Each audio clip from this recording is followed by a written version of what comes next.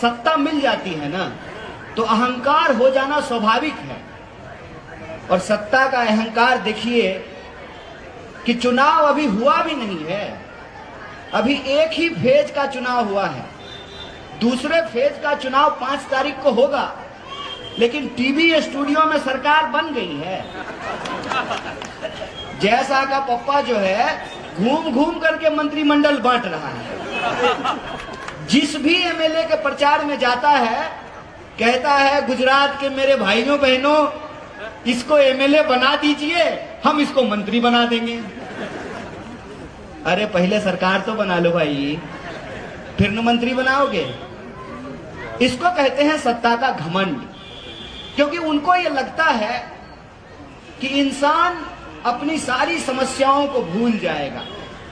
रोजी का सवाल, रोटी का सवाल, शिक्षा का सवाल, बीमारी का सवाल, सड़क का सवाल, सब सवाल भूल जाएगा। अगर इंसान को उसकी भावना भड़का करके, उसके मन में नफरत पैदा करके, उसके मन में डर पैदा करके अगर इंसान को आपस में लड़ा दिया जाए तो लोग रोजी रोटी का सवाल भूल जाएंगे। ऐसा काम हो रहा है, ऐसा काम पिछले 27 साल से हो रहा है। इसीलिए तो चुनाव 2022 में हो रहा है और गाना 2002 का बजा रहा है। इसीलिए हो रहा है ना। उनको लगता है, क्योंकि 2 तरह के लोग इस देश में हमेशा रहे हैं। एक वो जो सत्ता के सामने सच के लिए आंख में आंख डाल करके सवाल करते हैं और घुटना टिका करके अड़ करके खड़ा हो जाते हैं।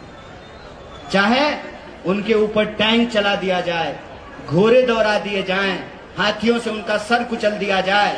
और आजकल तो हम लोग साइंटिफिक टेक्नोलॉजिकल रेवोल्यूशन में जीते हैं ना, तो आजकल नकली वीडियो बना करके लोगों को जेलों में ठूस दिया जाता है। ये होता आया है। लेकिन दूसरे वो लोग भी होते हैं जो सत्ता के साथ चाय पे चर्चा करने लगते हैं। आजादी के आंदोलन के दौरान भी 2 तरह के लोग थे। एक वो जो अंग्रेजों के खिलाफ जंग लड़ रहे थे, एक वो जो अंग्रेजों से पैसे लेकर के अंग्रेजों के लिए चापलूसी कर रहे थे, अंग्रेजों के लिए जासूसी कर रहे थे। आज 21वीं सदी में 2022 में भी 2 तरह के लोग हैं।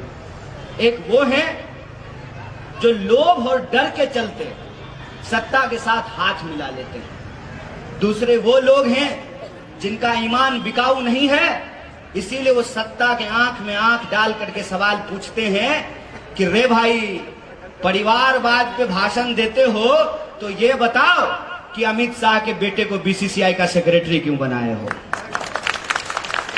ये बताओ कि 45 साल में देश में सबसे ज्यादा बेकारी क्यों है? ये बताओ कि 22 बार गुजरात के अंदर प्रश्न पत्र लीक क्यों हुआ है? ये बताओ कि जब देश में महामारी फैली हुई थी तो अहमदाबाद के सिविल अस्पताल में लोगों को ऑक्सीजन सिलेंडर क्यों नहीं मिल रहा था? ये बताओ कि किसानों को क्यों आत्महत्या करनी पड़ती है, क्यों उनके फसल का दाम नहीं मिलता है? ये बताओ कि नोटबंदी करने के बाद आपने वादा किया था कि भ्रष्टाचार रुक जाएगा, भ्रष्टाचारियों को पकड़ा जाएगा, सरकार जब आएगी तो काला धन आएगा, सबके खाते में 15 लाख पहुंचाया जाएगा। कितने लोगों के खाते में 15 लाख पहुंचाए? भाजपा का लोग आपसे वोट मांगने के लिए आए तो उसको बुलाइए, आ जाओ बैठो, थोड़ा हम भी चाय पे चर्चा कर लेते हैं। उसको कहिए कि हमारे खाते में 15 लाख रुपया नहीं आया है, तुम्हारे खाते में अगर 15 लाख आया है तो हम तुमको वोट देने के लिए तैयार हैं। खाओ मां का कसम और बताओ कि 15 लाख आया है कि नहीं खाया।